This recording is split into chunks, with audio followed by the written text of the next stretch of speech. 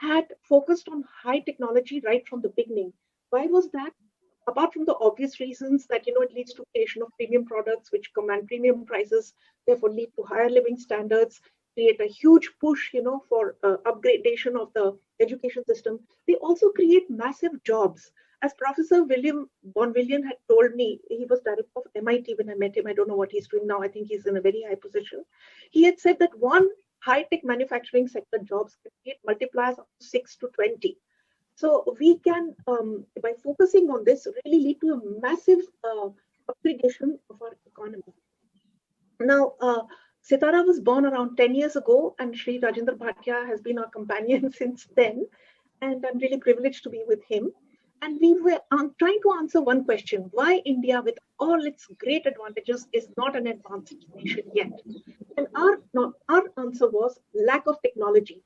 And this is borne out by Nobel Prize winning economists who said technology is the main driver of economic and therefore geopolitical power. So because of our focus on technology, we have overtaken every think tank, every do tank. We were the only ones to talk about the US-China technology war years before it happened. We were the only ones to focus on procurement reforms, which have led to massive changes in this procurement system, at least at policy level and gradually at the implementation level. And I'm sure our experts will talk about it. And I was in fact told by an official that SITARA was the one which lit the fire. If you look at electronics manufacturing plants, 50% of the workforce are young women. And I won't get into the details, but basically what happens is that as you skill women, young women, and of course young boys as well, and get them into jobs in these factories, divert them from the education stream of going after degrees and then applying for jobs, etc., etc. So you complete 12th standard and then you undergo some skilling. And that is what the Electronic Sector Skill Council of India does. We are the apex skilling body for India in electronics. But then these youngsters go in and start working in these factories. And particularly if it's a young woman, entire families start to come out of the cycle of poverty. And multiple sociological studies have shown that if you train, educate, and skill a young woman and get her into an employment scenario, you get societal transformation happening, right? And families can break that cycle of poverty and come out. Along the way, the economy grows. India also aspires to nearly double its GDP from 2.5 to 2.8 trillion, which is what it is today, to $5 trillion in next 4 to 5 years.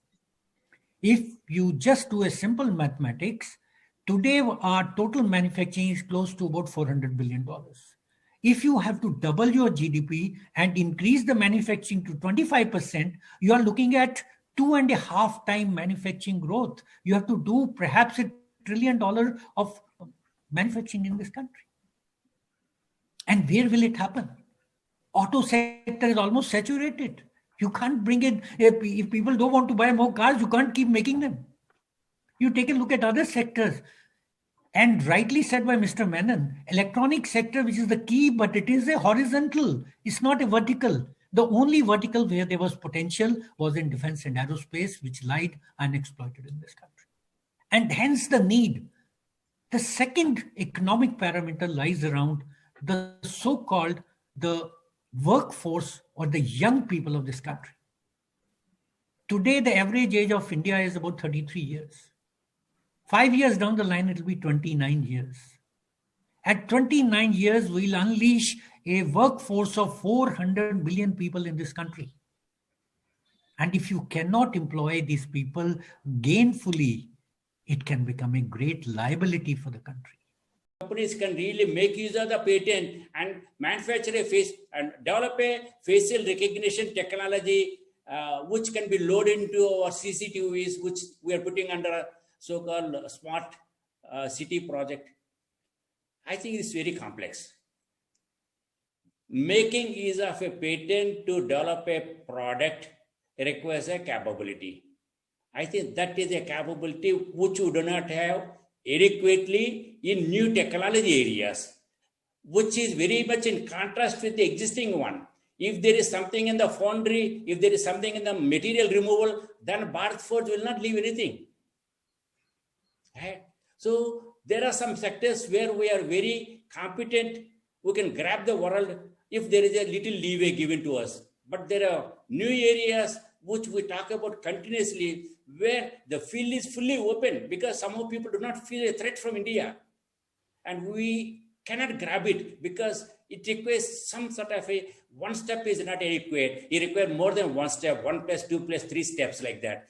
As PVG also mentioned some time back, that today in semiconductor industry worldwide, there is no chip where some Indian would not have put his hand on. Similarly, I would say that in the telecom space, there is no product and there is no company in the world who doesn't have R&D unit in India to manufacture and develop their products. But unfortunately, we are just skilled laborers to these guys, and our young people, we have a huge number of young generation coming up, which are very smart people, and ultimately which are getting disgusted, and they are going away from the country just to get better opportunities. We have an opportunity to hold them back here in India, ensure that all our Indian products which are getting imported are developed, manufactured here in the country and deployed in the networks. India. So the topic actually I'm coming again, like, high-tech indigenization. And also I'm actually, imposing a little bit towards Industry 4.0 and education here. What is exactly high-tech? Because in 1700s, we're talking about mechanical loops. In 1800s, we're talking about electronics. In 1900s, we're talking about computers. And 2000s, we're talking about automation. But at the end of the day, the requirement, which is more precision-oriented and quality-oriented, that's what actually we are achieving through our education practices. Because our country is actually one of the best examples for giving a very, very fundamental and foundational education to the world. This is where actually we started. Even being an aerospace engineer, when I went to the country like Germany, this is where actually what I observed the different sectors and segments and practices we are doing, and also the other countries are doing. So as of open remarks, actually, I would like to put it this 3 things: getting aware, adopt, and doing activities, and getting achievements. And these 3 words in the education sector, what I see we are achieving or we want to achieve, we want to take it forward. But these 3 words will be like a 3A policy, definitely, giving a good platform to any policymaker or any practitioner or any founder or the industry. It is very important.